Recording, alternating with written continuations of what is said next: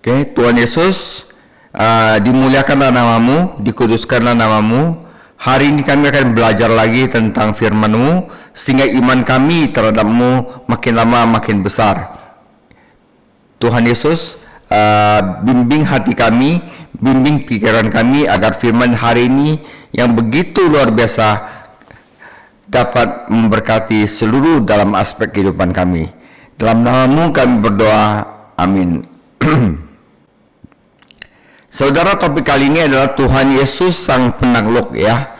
Penakluk apa? Kita harus belajar, karena ini adalah Tuhan yang kita sembah. Kita perlu tahu Tuhan yang kita sembah itu bisa menaklukkan apa saja, saudara, ya. Kita akan mulai. Hamba Allah, Yesus Kristus, adalah penguasa setiap situasi dan penakluk setiap musuh.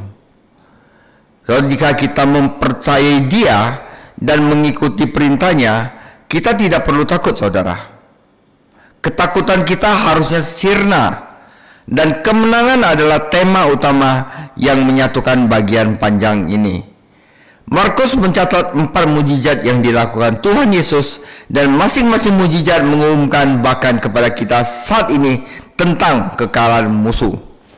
Saudara, yang pertama adalah Yesus menaklukkan kekuatan alam, yaitu akhirnya saya beri judul kemenangan atas kekuatan alam. Yang kedua adalah kemenangan atas roh jahat. Yang ketiga kemenangan atas penyakit, dan yang keempat kemenangan atas kematian terakhir. Oke, kita mulai dahulu. Nah, saudara, pelajaran 3 minggu lalu, dari 3 minggu lalu sampai sekarang kita nggak ada peta. Tapi sekarang saya buat satu peta, ya. Saudara, Tuhan Yesus itu lahir di Nazaret, ya. Nazaret itu sini, dan Tuhan Yesus punya masa muda itu rata-rata bermain di daerah Danau Galilea, ya.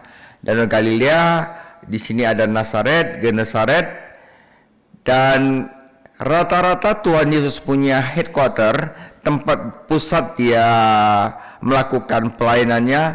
Headquarternya ada di daerah Kapernaum, ya, di tepi Danau Galilea, dan dia rata-rata memanggil murid-muridnya itu daerah Bethsaida sini, saudara, ya. Oke, Kapernaum itu tempat pusat pelayanan Yesus. Nah, saudara, dalam topik hari ini, Tuhan Yesus dari Kapernaum, ya saudara, dari Kapernaum dia menuju ke Gergasa. Mari bertolak ke berseberang. Di tengah-tengah Danau Galilea dia memberikan ujian iman kepada murid-muridnya. Ada badai. Dan setelah di Gergasa dia akan mengusir setan dan memasukkan kepada babi-babi, sehingga dia diusir balik karena nggak baik untuk bisnisnya orang Gergesa. Waktu balik ke sini ke Kapernaum, banyak orang sudah menunggu Yesus. Yang satu ada orang yang pengen anaknya itu disembuhkan, akhirnya mati tapi disembuhkan Yesus. Tapi di tengah jalan itu ada orang pendarahan 12 tahun memegang Yesus punya jumai-jumai dan disembuhkan, ya. Dan di sini kita akan banyak belajar pelajaran iman sangat berguna bagi kita. Oke, mari kita mulai bagian pertama, yaitu Tuhan Yesus menang atas kekuatan alam. Jadi Markus 4 ayat 35 sampai 39, ya. Ayat 39, sampai 41, ya. Pada hari itu, waktu hari petang, Yesus berkata kepada mereka, teman-temannya, ya, kepada murid-muridnya, ya, mari kita bertolak ke seberang, ya. Mereka meninggalkan orang banyak itu, lalu bertolak dan membawa Yesus beserta dengan mereka di dalam perahu, di mana Yesus telah duduk, dan perahu-perahu lain juga menyertai dia. Lalu mengamuklah taufan yang sangat dahsyat, dan ombak menyembur masuk ke dalam perahu, sehingga perahu itu mulai penuh dengan air. Pada waktu itu, Yesus sedang tidur di buritan di sebuah tilam. Maka murid-muridnya membangunkan dia dan berkata kepadanya, "Guru, engkau tidak peduli kalau kita binasa." Ia pun bangun, menghardik angin itu dan berkata kepada danau itu, "Diam, tenanglah." Lalu angin itu reda dan danau itu menjadi teduh sekali. Lalu ia berkata kepada mereka, "Mengapa kamu begitu takut? Mengapa kamu tidak percaya?" Mereka menjadi sangat takut dan berkata seorang kepada yang lain, "Siapakah gerangan orang ini sehingga angin dan danau pun taat kepadanya?" Saudara, Yesus Kristus sang penakluk kekuatan alam, saudara. Ya, si Yesus dia menghardik angin dan ombak pun jadi tenang. Ya, saudara, hari itu mengacu adalah pada hari ketika Yesus menyampaikan perumpamaan tentang kerajaan surga. Ya, minggu lalu kita belajar Yesus menyampaikan perumpamaan tentang kerajaan surga. Dia telah mengajarkan firman kepada murid-muridnya, dan sekarang dia memberi mereka ujian praktis untuk melihat seberapa banyak yang telah mereka pelajari. Seperti kita banyak pendalaman Alkitab, seberapa banyak iman kita kepada Yesus. Ya, bagaimanapun juga saudara, mendengarkan firman Tuhan dimaksudkan untuk menghasilkan iman. Roma 10 ayat 17. Dan iman harus selalu diuji. Tidaklah cukup kita hanya sekedar memetik pelajaran atau mampu mengulangi suatu pengajaran. Kita juga harus mampu menerapkan pelajaran itu dengan iman, saudara. Dan itulah salah satu alasan mengapa Tuhan mengizinkan pencobaan datang dalam hidup kita, saudara. Untuk kita naik kelas, untuk bagaimana iman kita diuji, saudara. Untuk membuktikan kemurnian iman kita, saudara. Tahukah Yesus bahwa badai akan datang? Tahu sekali, saudara, bukan tahu lagi, malah dia pakai badai bagian dari kurikulum hari itu, saudara. Hal ini akan membantu para murid memahami sebuah pelajaran yang bahkan mereka sendiri tidak sadari perlu mereka pelajari, yaitu Tuhan Yesus adalah Tuhan yang dapat dipercaya dalam badai kehidupan.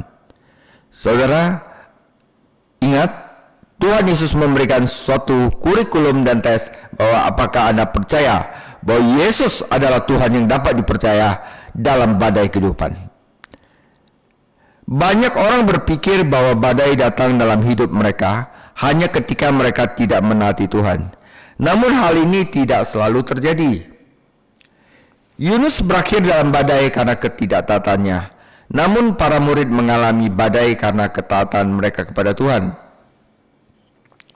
Saudara, letak geografis Laut Galilea sedemikian rupa sehingga badai yang hebat tiba-tiba bukanlah hal yang aneh. Saya pernah membaca tentang Danau Galilea yang sering mengalami badai seperti itu.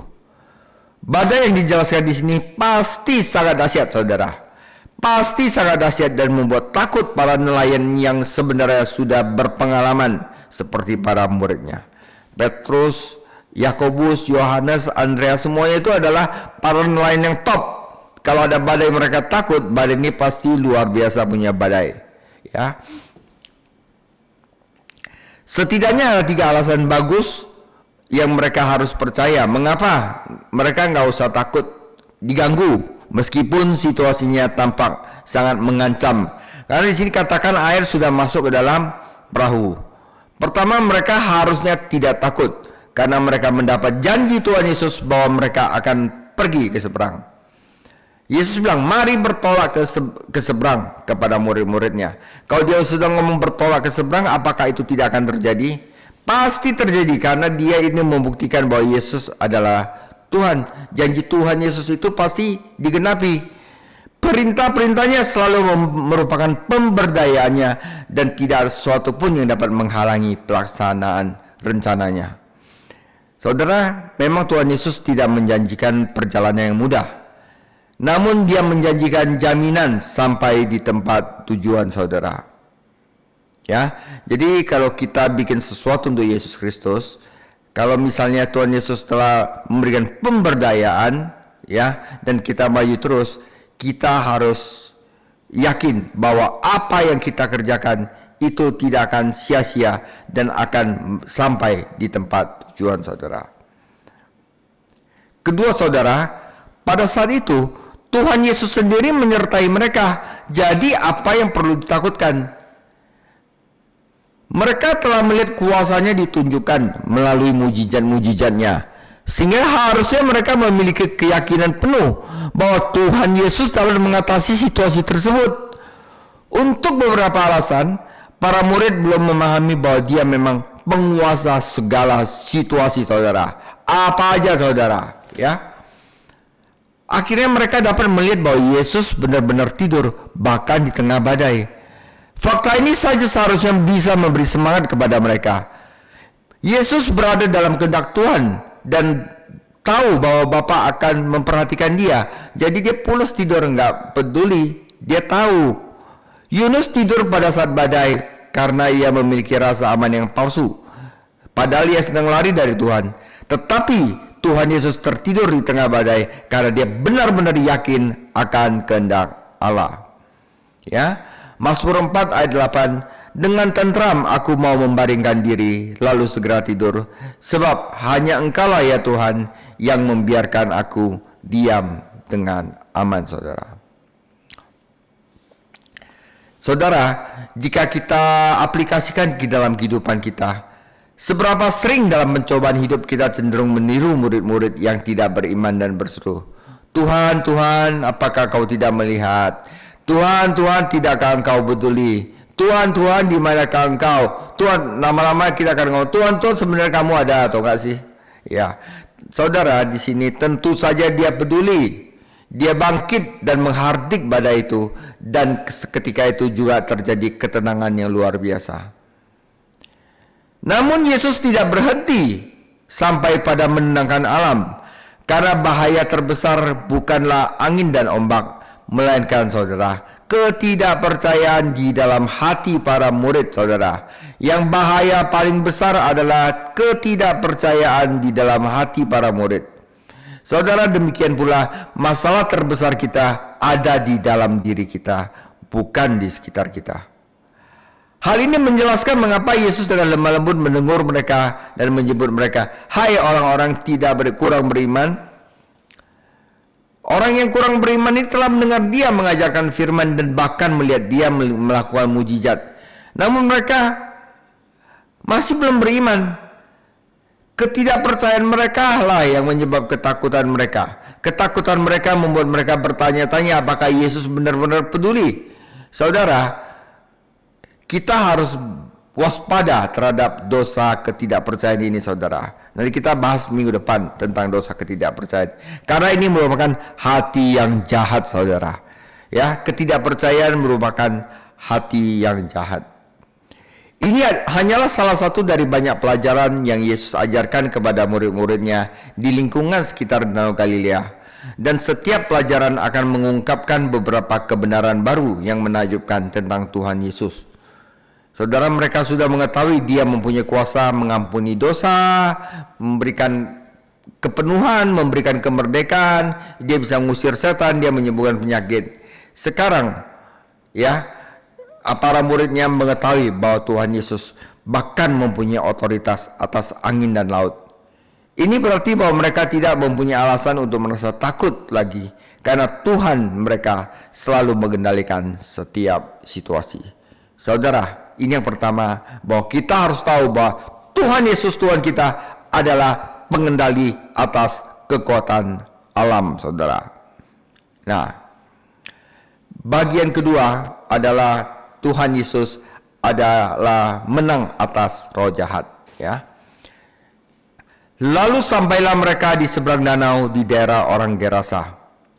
Baru saja Yesus turun dari perahu, datanglah seorang yang kerasukan roh jahat dari pekuburan menemui dia. Orang itu diam di sana dan tidak ada seorang pun yang sanggup mengikatnya sekalipun dengan rantai. Karena sudah sering ia dibelenggu dan dirantai, tetapi rantainya diputuskannya dan belenggunya dimusnahkannya, sehingga tidak ada seorang pun yang cukup kuat untuk menjinakkannya. Siang malam ia berkeliaran di pekuburan dan di bukit-bukit sambil berteriak-teriak dan memukuli dirinya dengan batu. Ketika ia melihat Yesus dari jauh, berlarilah ia mendapatkannya lalu menyembahnya. Dengan keras ia berteriak, "Apa urusanmu dengan aku, hai Yesus, Anak Allah yang Maha Tinggi? Demi Allah, jangan siksa aku." Karena sebelum Yesus mengatakan kepadanya, "Hai engkau roh jahat, keluar dari orang ini." Kemudian dia bertanya kepada orang itu, "Siapakah namamu?" Jawabnya, "Namaku Legion, karena kami banyak." Ia memohon dengan sangat supaya Yesus jangan mengusir roh-roh itu keluar dari daerah itu. Adalah di sana di lereng bukit sejumlah babi sedang mencari makan. Lalu roh-roh itu meminta kepadanya, katanya, "Suruhlah kami pindah ke dalam babi-babi itu, biarkanlah kami memasukinya."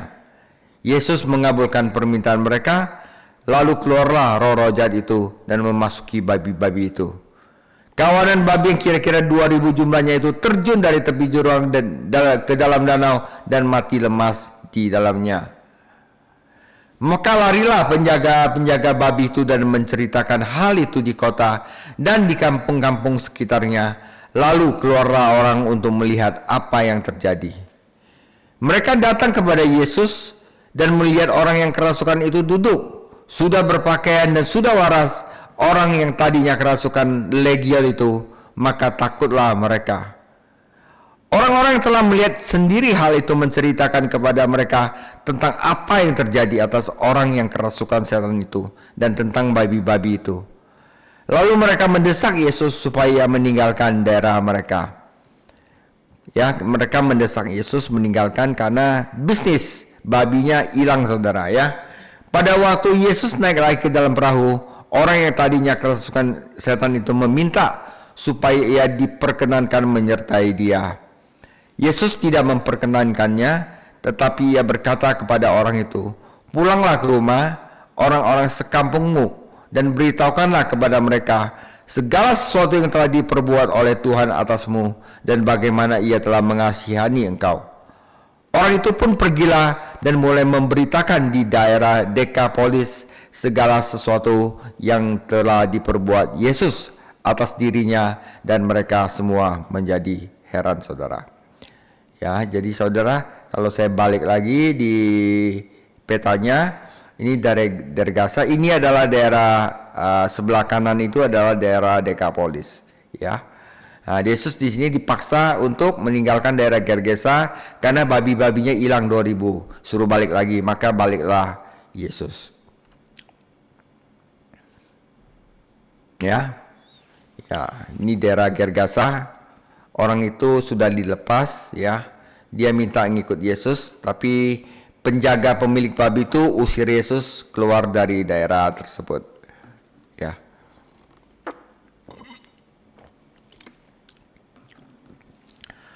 Yang pertama itu hamba Allah itu menang atas kekuatan alam. Yang kedua adalah kemenangan atas roh jahat. Ketika Yesus dan para murid mendarat di seberang, mereka bertemu dengan dua orang kerasukan setan, salah satunya sangat vokal. Ya, keseluruh pemandangan ini tampak sangat tidak nyata bagi kita yang hidup dalam apa yang disebut peradaban modern. Ya, nggak mungkin kita di peradaban ini ada orang yang istilah dirantai kayak gitu, ya.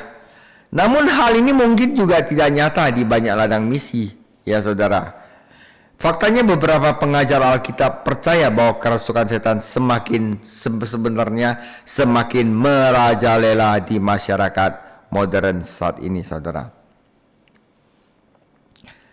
Kita melihat dalam adegan ini tiga kekuatan berbeda yang bekerja: setan, masyarakat, dan juru selamat. Ketiga kekuatan yang sama masih bekerja di dunia kita dan mencoba mengendalikan kehidupan manusia. Ya, orang itu sendiri, bisa juga setan yang mengendalikan dia, bisa juga Tuhan Yesus mengendalikan dia. Pertama, kita lihat apa yang setan bisa lakukan terhadap manusia. Setan adalah pencuri yang tujuan utamanya adalah membinasakan. Yohanes 10 ayat 10 dan lihat Wahyu 9 ayat 11. Kita tidak diberitahu bagaimana setan memasuki orang-orang ini dan mengambil kendali. Tapi kebanyakan saudara, setan bisa masuk ke dalam manusia itu mungkin karena akibat dari penyerahan manusia pada dosa. Setan adalah roh najis dan dapat dengan mudah masuk ke dalam kehidupan orang-orang yang melakukan perbuatan berdosa. Karena mereka menyerah kepada setan, si pencuri, kedua orang ini kehilangan segalanya. Mereka kehilangan rumah dan persekutuan dengan keluarga serta teman-teman mereka. Mereka kehilangan kesopanan saat mereka berlarian di dalam kuburan dalam keadaan telanjang. Mereka kehilangan kendali diri dan hidup seperti binatang buas, berteriak, melukai diri sendiri dan menakuti warga. Mereka kehilangan kedamaian dan tujuan hidup mereka, dan mereka akan tetap berada dalam penderitaan tersebut seandainya Yesus tidak datang melewati badai untuk menyelamatkan mereka. Saudara, jangan meremehkan kekuatan destruktif setan. Dia adalah musuh kita dan akan menghancurkan kita semua jika dia bisa. Bagaikan singa yang mengaum, ia berusaha melahap kita. Setanlah yang bekerja di dalam kehidupan orang-orang tidak percaya, menjadikan mereka anak-anak durhaka. Saudara, kedua pria di pekuburan Gerasa ini tidak diragukan lagi, merupakan contoh ekstrim tentang apa yang setan dapat lakukan terhadap manusia. Namun, saudara, apa yang mereka ungkapkan sudah cukup untuk membuat kita tidak ingin berurusan dengannya. Kekuatan yang bekerja pada orang-orang ini adalah masyarakat, saudara. Namun masyarakat tidak mampu untuk mencapai banyak hal. Satu-satunya hal yang dapat dilakukan masyarakat terhadap orang-orang bermasalah, saudara, kalau misalnya ada orang bermasalah, saudara, satu-satunya hal yang dapat dilakukan masyarakat adalah dengan mengucilkan mereka, ya, menempatkan mereka di bawah kendali, di bawah pengawasan, jika perlu diikat atau dipasung, saudara, ya kan? Ya, karena orang ini ya dikendalikan oleh iblis dan merugikan masyarakat, ya. Seringkali orang-orang dirantai, dipasung, namun setan memberikan mereka kekuatan untuk memutuskan rantai tersebut. Bahkan upaya untuk mempertobatkan, menjinakkan orang-orang ini gagal, saudara. Dengan segala pencapaian ilmiah yang luar biasa, masyarakat masih belum mampu mengatasi permasalahan yang disebabkan oleh setan dan dosa. Meskipun kita bersyukur kepada Tuhan Yesus bahwa masyarakat memberikan pengekangan dan perlindungan dalam jumlah terbatas, kita harus mengakui bahwa masyarakat tidak dapat menyelesaikan masalah-masalah ini secara permanen dan membebaskan para korban teror setan. Hal ini membawa kepada kita kekuatan ketiga, yaitu kekuatan Juru Selamat Yesus Kristus. Apa yang dapat Yesus Kristus lakukan bagi orang-orang ini? Pertama-tama, dia dengan murah hati datang kepada mereka dalam kasih dan bahkan melewati badai untuk melakukannya. Beberapa orang berpikir bahwa badai itu sendiri mungkin berasal dari setan, karena Yesus mengutarakan kata-kata yang sama untuk menenangkan laut seperti yang dia lakukan untuk mengusir setan. Ya, pertama, ya, mungkin setan sedang mencoba untuk menghancurkan Yesus, atau setidaknya mencegah dia datang kepada orang-orang yang membutuhkan dia di seberang. Namun tidak ada yang dapat menghentikan Tuhan Yesus untuk datang ke pekuburan itu dan memberikan pembebasan kepada orang-orang tersebut. Tuhan Yesus tidak hanya datang kepada mereka, tetapi dia berbicara kepada mereka dan mengizinkan mereka berbicara kepadanya. Penduduk di daerah itu menghindari kedua orang yang kerasukan itu, namun Yesus memperlakukan mereka dengan kasih dan respek. Dia datang untuk mencari dan menyelamatkan yang hilang. Menarik untuk dicatat bahwa ketika setan-setan itu berbicara melalui pria tersebut, mereka mengakui apa sebenarnya yang mereka percayai. Saudara, setan mempunyai iman dan bahkan gemetar karena apa yang mereka percayai. Dia tahu Yesus adalah Allah. Namun baik iman maupun ketakutan mereka tidak dapat menyelamatkan mereka. Setan jelas-jelas percaya bahwa Yesus adalah anak Allah dan dia mempunyai otoritas atas mereka. Mereka percaya pada realitas penghakiman bahwa suatu hari mereka akan dibuang ke neraka. Ini lebih dari yang diyakini orang-orang percaya saat ini, saudara. Ya, iman setan itu lebih tinggi daripada orang-orang jamaah yang beragama saat ini. Ya, Alkitab tidak menjelaskan psikologi atau fisiologi kerasulan setan. Orang yang berbicara kepada Yesus berada di bawah kendali legiun setan. Saudara, legiun Romawi terdiri dari 6.000 orang, saudara. Jadi yang masuk ke dalam orang itu ya satu legiun yang terdiri dari 6.000, saudara. Sungguh menakutkan dan membayangkan kengerian yang dialami pria ini siang dan malam ketika ribuan roh najis menyiksanya. Tidak diragukan lagi, pria yang dirasukin setan lainnya juga mengalami penderitaan yang sama. Setan berusaha membinasakan orang-orang ini, namun Yesus datang untuk melepaskan mereka. Dengan kuasa firman-Nya, Dia mengusir setan dan membebaskan manusia. Saudara, setan bahkan percaya pada kuasa doa, saudara. Ya, karena itu mereka memohon kepada Yesus, ya, berdoa kepada Yesus agar tidak mengirimkan mereka ke jurang maut, tempat penyiksaan. Ya. Tapi ada satu hal yang kita dapat pelajari, bahwa sungguh membesarkan hati kita untuk melihat bahwa setan-setan itu tidak mengetahui apa yang Yesus rencanakan. Ya kan? Dia tidak tahu apa Yesus rencanakan, tetapi dia tahu bahwa kuasa doa itu luar biasa. Hal ini menunjukkan bahwa setan dapat mengetahui rencana Tuhan hanya jika Tuhan mengungkapkannya. Faktanya, tidak ada bukti dalam kitab suci bahwa setan dapat bisa membaca pikiran orang percaya, apalagi pikiran Tuhan, ya saudara. Jadi setan itu, kalau kita sudah percaya kepada Yesus Kristus, setan itu tidak bisa membaca pikiran kita, saudara. Ya. Kalau misalnya dia bisa membaca, dia tidak akan melakukan permintaan. Nah ya, jadi dalam Markus 5, setan itu berdoa kepada Tuhan Yesus. Ya, Markus 5 menceritakan ada 3 permintaan. Permintaan dari setan, permintaan dari warga, dan permintaan dari orang yang telah disembuhkan itu. 1.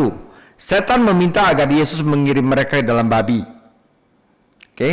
Nomor 2, warga setempat meminta Yesus meninggalkan daerah tersebut.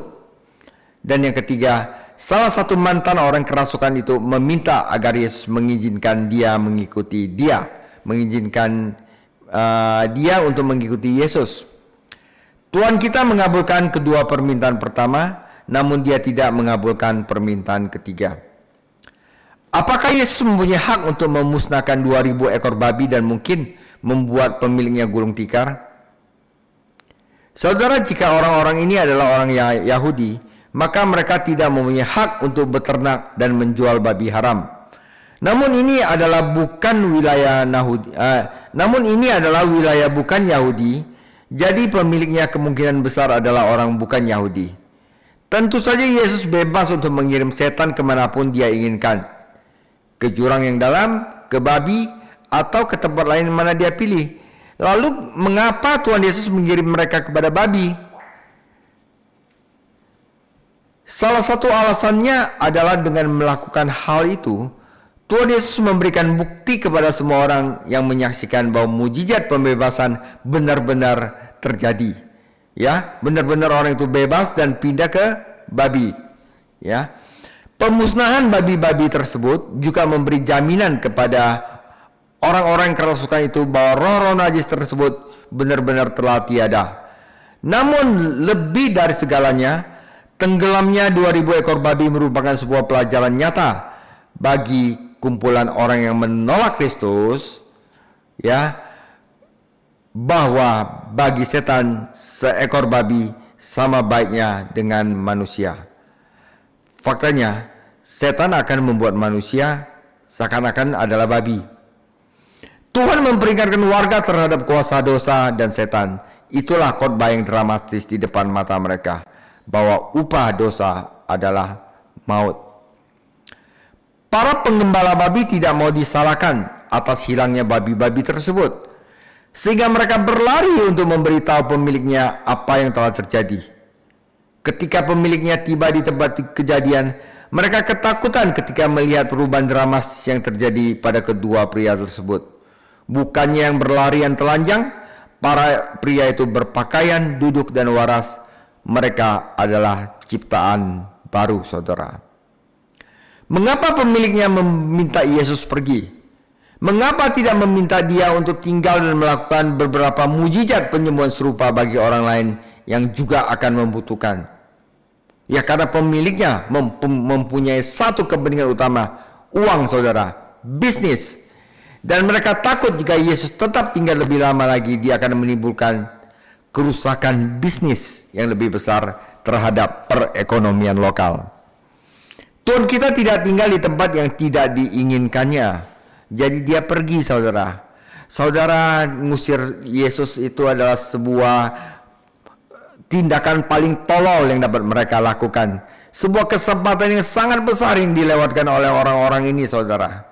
Itulah, saudara, mujizat udah dilakukan di depan mata mereka, tetapi tetap dosa ketidakpercayaan ini yang sadis, saudara. Mengapa Yesus tidak mengizinkan orang yang disembuhkan kerasukan itu untuk mengikuti dia? Karena Yesus bilang, bagian lu adalah penginjilan.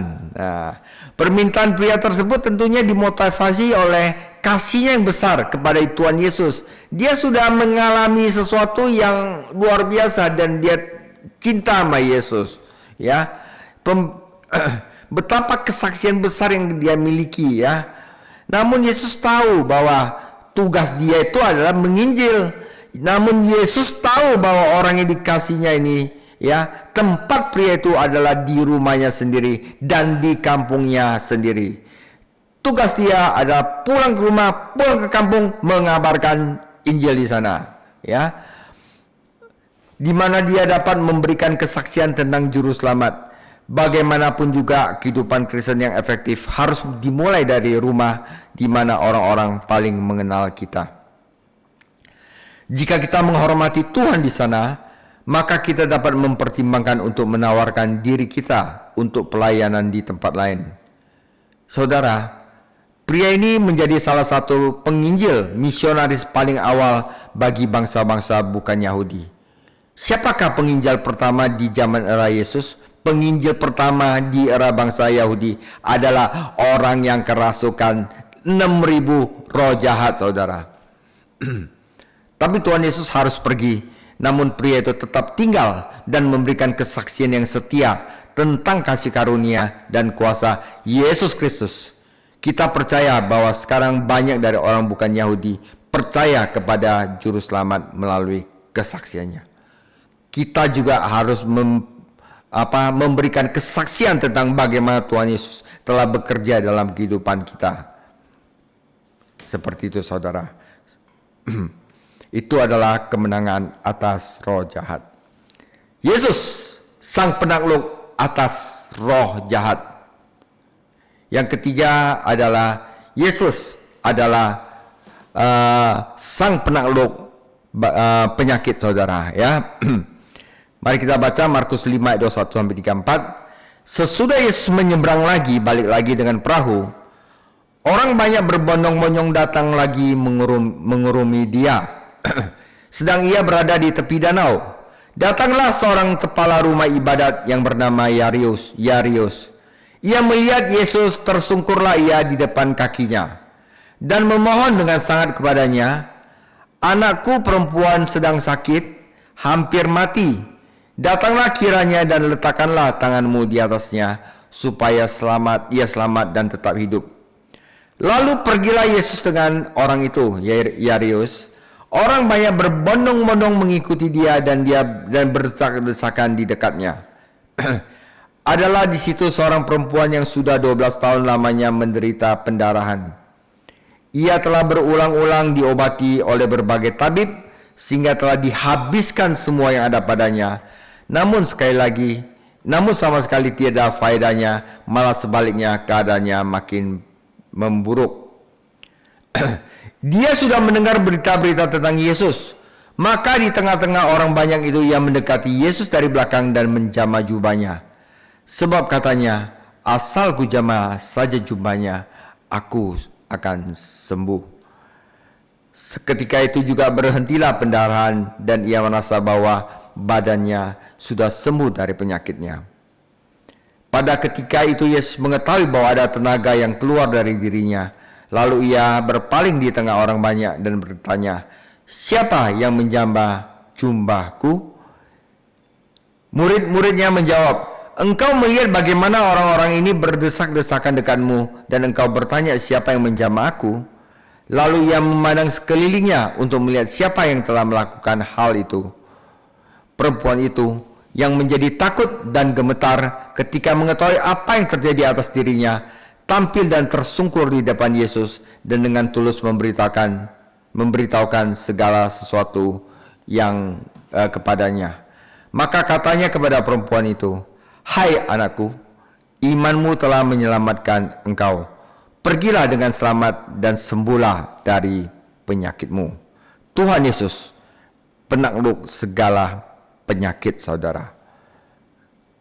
Ya, dia menyentuh Tuhan punya jumbai-jumbai.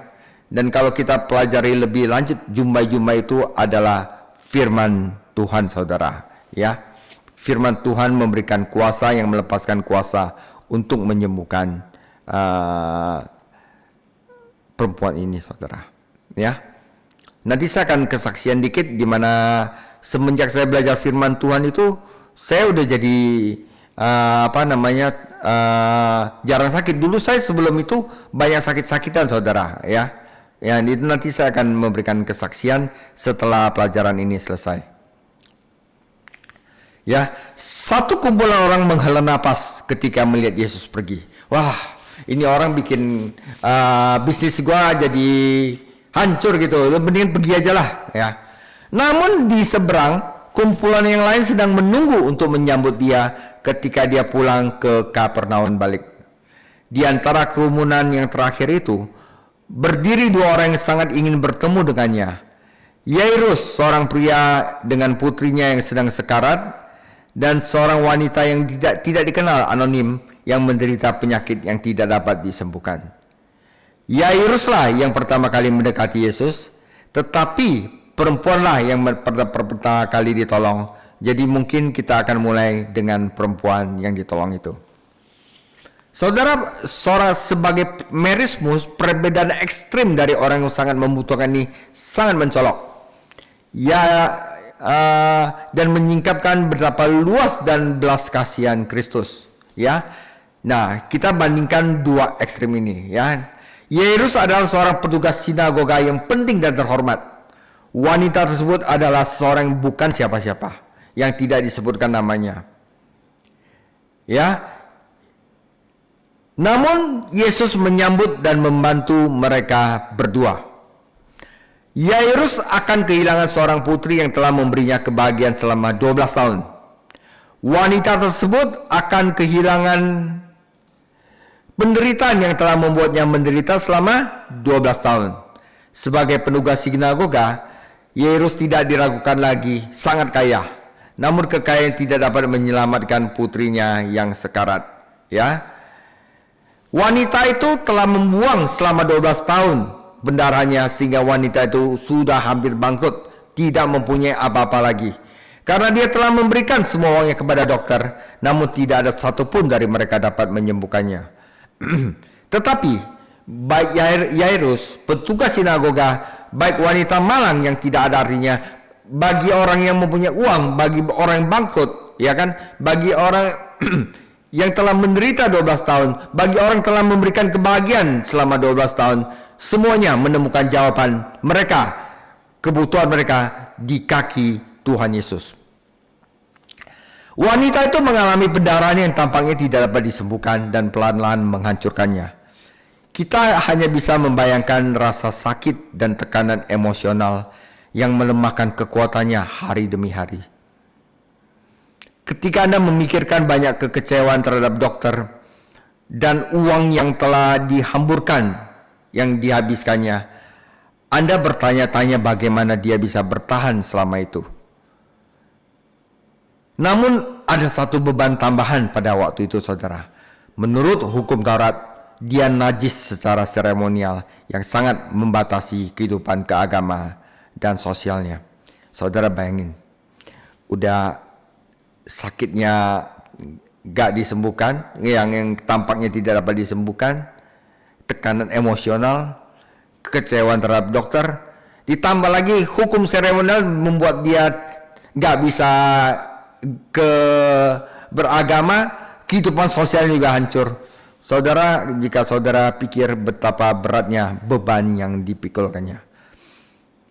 Namun dia tidak membiarkan apapun menghalangi jalannya saat dia menerobos kerumunan dan datang kepada Tuhan Yesus. Dia bisa saja menggunakan sejumlah alasan untuk meyakinkan dirinya agar menjauh dari Yesus. Nanti Yesus geli nggak sama saya ya? Yesus orang Yahudi, nanti saya pegang dia jijik dan dia jadi haram secara seremonial. Ya kan, bisa aja dia pikir begitu. Dia mungkin berkata, saya tidak cukup penting, saya kan orang perempuan yang tidak punya apa-apa, saya tidak cukup penting untuk meminta bantuan Yesus. Saya gak bisa ke sinagoga, saya adalah haram secara seremonial. Dia bisa ngomong gitu. Dan dengar, dia itu datang karena bersama Yairus, orang kaya. Jadi saya harusnya tidak boleh mengganggu dia sekarang. Dia bisa saja berpendapat bahwa tidak ada hal yang bisa membantunya. Jaka mengapa harus mencoba lagi? Karena dia sudah mencoba 12 tahun, saudara. Atau dia mungkin menyimpulkan bahwa tidaklah tepat untuk datang kepada Yesus sebagai pilihan terakhir setelah mengunjungi semua dokter tersebut. Saudara, namun dia mengesampingkan semua argumen dan alasan dan datang dengan iman kepada Yesus. Wah, saudara, kalau kita lihat apa yang telah terjadi sama dia, iman dia terhadap Yesus itu sangat baik sekali, sangat kuat sekali. Iman macam apa yang dia miliki? Sebenarnya kita bisa juga bilang mungkin iman pasrah ya, mungkin iman lemah, penakut, dan mungkin agak percaya kepada tahyul. Ya, dia percaya kalau gue pegang ini gue bisa sembuh gitu loh. Tapi kenapa dia terus berkata pada dirinya sendiri bahwa dia harus menyentuh jubahnya agar dapat disembuhkan? Ya, dia telah mendengar laporan tentang orang lain yang disembuhkan oleh Yesus. Karena Yesus kan melakukan mujizatnya di daerah Kapernaum ya. Dia telah mendengar laporan. Jadi dia melakukan upaya besar ini untuk datang kepada juru selamat. Ya, dia tidak kecewa. Yesus menghormati imannya meskipun imannya itu masih dangkal, saudara. Masih belum mengenal siapa Yesus. Dia cuma dengar bahwa datang ke Yesus bisa sembuh. Tetap dia datang, dia tidak kecewa. Yesus menghormati imannya meskipun lemah dan menyembuhkan tubuhnya. Oleh karena itu, saudara, dengan contoh ini itu salah satu pelajaran bagus untuk kita semua. Tidak semua orang mempunyai tingkat iman yang sama. Tapi ya, Yesus tidak lihat itu. Yesus menanggapi iman, tidak peduli betapa lemah iman itu, saudara. Ketika kita percaya, Dia akan membagikan kuasanya kepada kita dan sesuatu terjadi dalam hidup kita. Ada banyak orang lain di antara kerumunan itu yang dekat dengan Yesus dan bahkan menentangnya. Namun mereka tidak mengalami mujizat. Mengapa? Karena mereka tidak mempunyai iman. Berkumpul bersamanya adalah satu hal. Ya, berkumpul bersama, ibadah bersamanya adalah satu hal, tetapi mempercayainya adalah hal yang lain. Wanita itu berencana untuk menyelinap pergi dan tersesat di tengah kerumunan. Namun Yesus berbalik dan menghentikannya. Ya, waktu dia datang kepada Yesus dengan jumai, dia malu, dia mau menyelinap pergi, tapi Yesus menghentikannya. Dengan lemah lembut, dia memperoleh darinya kesaksian yang luar biasa mengenai apa yang telah Tuhan Yesus lakukan baginya. Mengapa Yesus memperlakukannya di depan umum? Mengapa dia tidak mengizinkan untuk tetap anonim? Dan sudahlah, dia udah sembuh, biar dia tahu aja dan melanjutkan perjalanannya. Untuk satu hal dia melakukannya demi dirinya sendiri. Baginya dia ingin menjadi sesuatu yang lebih dari sekedar penyembuh. Dia ingin menjadi juru selamat dan temannya juga. Dia ingin menatap wajahnya, merasakan kelembutannya, dan mendengar kata-kata jaminan kasihnya. Pada saat dia berbicara kepadanya, dia mengalami sesuatu yang lebih dari kesembuhan fisik, saudara. Dia memanggil perempuan yang pendarahan itu adalah, "Hai anakku." Berarti ini dia memanggil putriku, ya, dan menyuruhnya berangkat dengan membawa berkat damai.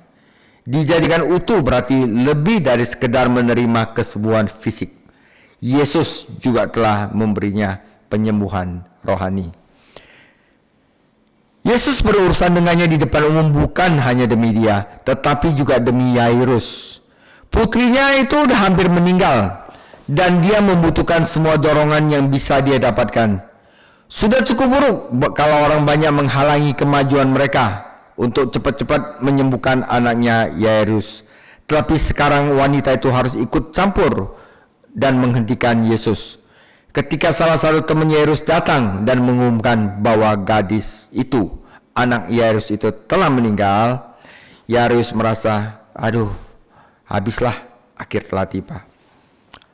Tapi sengaja Tuhan pada waktu dia mengatakan itu kepada orang yang sakit pendarahan, perkataan Tuhan Yesus kepada wanita tersebut mengenai iman dan kedamaian pasti telah memberikan semangat kepada Yairus, sama seperti kata-kata tersebut juga menyemangati dia. Akhirnya Yesus berbicara dengannya di depan umum agar dia mempunyai kesempatan untuk membagikan kesaksian dan memuliakan Tuhan Yesus. Agar orang-orang dapat berkata kepada orang-orang lain bahwa Yesus adalah Tuhan yang dapat menyembuhkan penyakit. Tidak diragukan lagi beberapa orang di antara kerumunan itu mendengar perkataannya dan percaya kepada juru selamat. Ya, saudara, itu adalah bagian yang ketiga. Yesus Kristus sang penakluk atas semua penyakit, saudara. Dengan ada Tuhan seperti Tuhan Yesus, apalagi yang kita takutkan? Saudara, yang bagian yang keempat adalah Tuhan Yesus sang penakluk pada sesuatu yang paling kita takutkan, yaitu kematian, saudara. Oke, kita baca firman-Nya, Markus 5 ayat 35 sampai 43. Ketika Yesus masih berbicara, datanglah orang dari keluarga kepala rumah ibadat itu dan berkata, "Anakmu sudah mati. Apa perlunya lagi engkau menyusahkan guru?" Tetapi Yesus tidak menghiraukan perkataan mereka dan berkata kepada kepala rumah ibadat, "Jangan takut, percaya saja." Lalu Yesus tidak memperbolehkan seorang pun ikut serta kecuali Petrus, Yakobus, Yohanes saudara Yakobus. Jadi mereka Yesus tambah 4 muridnya, jadi 5 orang yang bersaksi untuk melihat mujizat yang luar biasa ini, ya. Mereka tiba di rumah kepala rumah ibadat dan di sana dilihatnya orang-orang ribut, menangis dan meratap dengan suara nyaring. Sudah ia masuk, ia berkata kepada orang-orang itu, "Mengapa kamu ribut dan menangis? Anak ini tidak mati tetapi tidur." Tetapi mereka menertawakan dia, maka diusirnya semua orang itu. Lalu dibawanya ayah dan ibu anak itu dan mereka yang bersama-sama dengan dia masuk ke dalam kamar anak itu. Lalu dipegangnya tangan anak itu dan berkata, "Talita kum," yang berarti, "Hai anak, aku berkata kepadamu, bangunlah." Seketika itu juga anak itu bangkit berdiri dan berjalan, sebab umurnya sudah 12 tahun. Semua orang yang hadir sangat takjub, dan ia sangat berpesan kepada mereka supaya jangan seorang pun mengetahui hal itu. Lalu ia menyuruh mereka memberi anak itu makan. Saudara, Yesus yang keempat adalah sang penakluk atas kematian, saudara. Hal yang paling ditakutkan oleh seluruh manusia, tetapi Yesus berkuasa untuk mengendalikan hal tersebut. Tidak mudah bagi Yairus untuk datang kepada Yesus di depan umum dan meminta pertolongannya. Para pemimpin agama yang iri hati yang menentang Yesus pasti tidak akan menyetujuinya. Begitu pula beberapa pemimpin sinagoga lainnya. Hal-hal yang dilakukan dan diajarkan Tuhan Yesus di sinagoga telah membangkitkan kemarahan para ahli Taurat dan orang Farisi, yang beberapa di antaranya mungkin adalah teman Yairus. Namun Yairus merasa putus asa. Tidak merasa putus asa, sama seperti banyak orang lainnya ketika mereka datang kepada Yesus. Ya, ia lebih memilih kehilangan teman-teman munafiknya, saudara, teman-teman agama munafiknya, dan menyelamatkan putri kesayangannya. Sungguh indah menyaksikan Yesus menghadapi Yairus dan menuntunnya menuju kemenangan yang penuh sukacita. Saudara, sepanjang keseluruhan peristiwa ini, perkataan Tuhan kitalah yang membuat perbedaan. Perhatikan 3 pernyataan yang dia buat. Pertama, perkataan iman. Pada titik ini, Yairus harus percaya kepada temannya atau Tuhan Yesus. Ya, tak ayal seluruhnya ditanggapi dengan duka luar biasa ketika mendengar putri kesayangannya telah meninggal dunia. Tetapi Yesus meyakinkannya, jangan takut, percaya saja katanya, atau teruslah percaya, ya. Iman itu yang penting, iman itu, saudara. Dengan kata lain, kamu mempunyai iman tertentu ketika kamu datang kepadaku.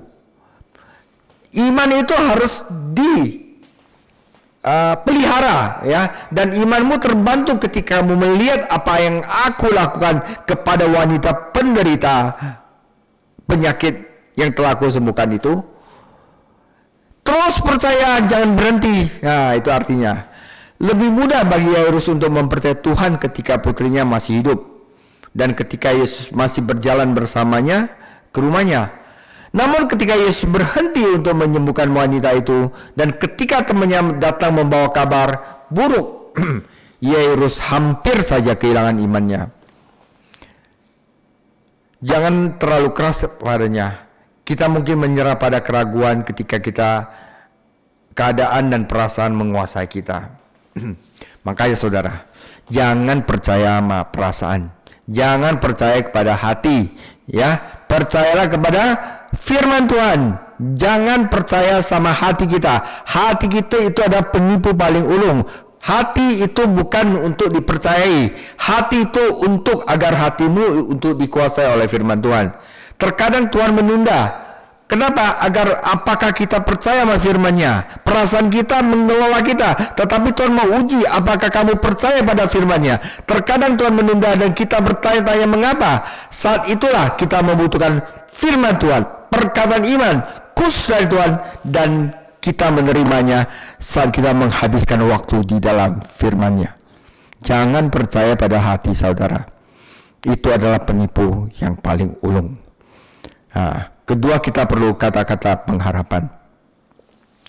Ketika Yesus dan Yairus tiba di rumah, mereka melihat dan mendengar para pelayat profesional Yahudi yang selalu dipanggil ketika alas kematian.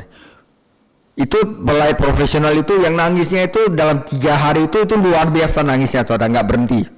Ya, merupakan tradisi bagi mereka untuk meratap dengan keras, menangis dan memimpin keluarga serta teman-teman dalam ratapan, saudara. Kehadiran para pelayat di rumah merupakan bukti bahwa gadis tersebut itu benar-benar telah meninggal. Ya, karena pihak keluarga tidak akan menelepon mereka, ya, jika ada harapan sedikit bahwa gadis itu masih hidup. Maksudnya menelepon gitu, para keluarga itu tidak akan datang kepada Yairus memberikan kabar bahwa anaknya sudah mati. Kata-kata pengharapan dari Tuhan Yesus adalah anak itu tidak mati tapi tidur. Adalah kata-kata pengharapan Tuhan kita kepada Yairus dan istrinya. Saudara, ini ada satu pengajaran yang menarik. Bagi orang beriman, saudara, bagi orang Kristen, nanti walaupun kita mati, bagi kita itu hanyalah tidur. Karena hanya tubuh kita beristirahat saat kebangkitan. Roh tidak tidur karena dalam kematian roh orang percaya meninggalkan tubuh dan tinggal bersama Kristus. Jadi saudara harus tahu, jika kita percaya kepada Tuhan Yesus, jika kita mati, roh kita akan bersama-sama dengan Kristus. Tubuhlah yang tertidur menunggu kedatangan Tuhan kembali dan kebangkitan tubuh.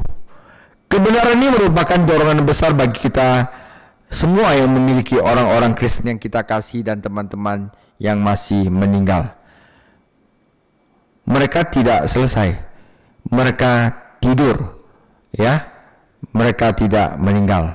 Ini adalah kata-kata pengharapan yang luar biasa bagi kita. Yang ketiga adalah firman kasih dan kuasa. Saudara, ketidakpercayaan menertawakan firman Tuhan. Tetapi iman memegang teguh firman itu dan mengalami kuasa Tuhan. Ya. Yesus tidak menyaksikan mujizat ini, ya. Ia peka terhadap perasaan orang tua dan berduka atas cibiran para pelayat. Saudara, talita cumi atau talita kum itu adalah bahasa Aram yang berarti gadis kecil bangun.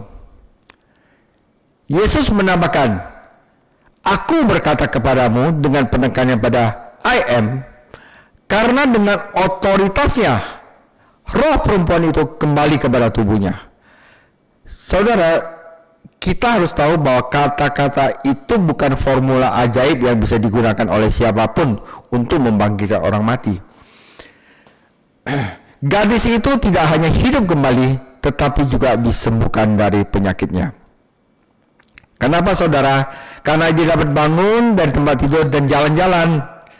Selalu sebagai dokter yang penuh kasih, Yesus memerintahkan orang yang terkejut untuk memberinya makanan agar penyakitnya tidak kambuh lagi. Saudara, ini berarti mujizat ilahi tidak pernah menggantikan akal sehat untuk kepedulian manusia untuk makan. Jika tidak, kita sedang mencobai Tuhan. Ya. Seperti mujizat lainnya, Yesus menyuruh para saksi untuk diam. Mungkin tersiar kabar dari para pelayat bahwa gadis itu dalam keadaan koma dan sebenarnya belum meninggal. Menurut mereka sama sekali tidak terjadi keajaiban. Yesus tidak dapat menyembuhkan orang mati, itu gadis itu sebenarnya koma gitu ya. Tapi ada saksi dari ada keajaiban tersebut, ya. Hukum hanya memerlukan 2 atau 3 orang saksi untuk memastikan kebenarannya, ya. Namun untuk mujizat ini lebih dari 3 orang saksi. Yesus, Petrus, Andreas, Yakobus, dan Yohanes, 5 orang saksi. Itu doang yang boleh untuk masuk, saudara. Rasulnya saja. Kita mempunyai alasan untuk menyimpulkan bahwa Yairus dan istrinya akhirnya menjadi percaya kepada Yesus Kristus. Meskipun mereka tidak disebutkan lebih lanjut dalam catatan Injil. Sepanjang hidupnya, putrinya adalah saksi atas kuasa Sang Penakluk atas kematian, yaitu Tuhan Yesus Kristus, saudara. Penutup. Hamba Allah Yesus Kristus adalah penakluk atas bahaya kekuatan alam, setan, penyakit, dan kematian. Rangkaian mujizat ini menggambarkan bagaimana Yesus bertemu dan menolong berbagai macam orang, mulai dari murid-muridnya yang takut ya akan badai sendiri, hingga sepasang orang kerasukan setan. Dan hal ini meyakinkan kita bahwa Dia mampu menolong kita saat ini. Ini tidak berarti bahwa Allah harus selalu menyelamatkan umatnya dari bahaya, atau menyembuhkan setiap penderitaan, atau menyembuhkan setiap penyakit. Tetapi Anda harus tahu bahwa Dia, Yesus, memegang otoritas tertinggi dan kita tidak perlu takut. Akhirnya saya akan tutup dengan 3 ayat ini. Roma 8 ayat 37, tetapi dalam semuanya itu kita lebih daripada orang-orang yang menang, oleh sebab Dia yang telah mengasihi kita. Sebab aku yakin bahwa baik maut maupun hidup, bahkan baik malaikat-malaikat maupun pemerintah-pemerintah, baik yang ada sekarang maupun yang akan datang, atau kuasa-kuasa, baik yang di atas maupun yang di bawah, ataupun suatu makhluk lain, tidak akan dapat memisahkan kita dari kasih Allah yang ada di dalam Kristus Yesus Tuhan kita. Amin. Saudara, demikian cerita saya tentang Yesus Sang Penakluk. Semoga ini akan membesarkan iman kita, agar kita selalu tetap dapat percaya kepada Tuhan kita yang luar biasa, Sang Penakluk yang agung, Tuhan Yesus Kristus. Tuhan Yesus memberkati. Minggu depan kita akan masuk ke dalam keseriusan dosa ketidakpercayaan. Tuhan Yesus memberkati.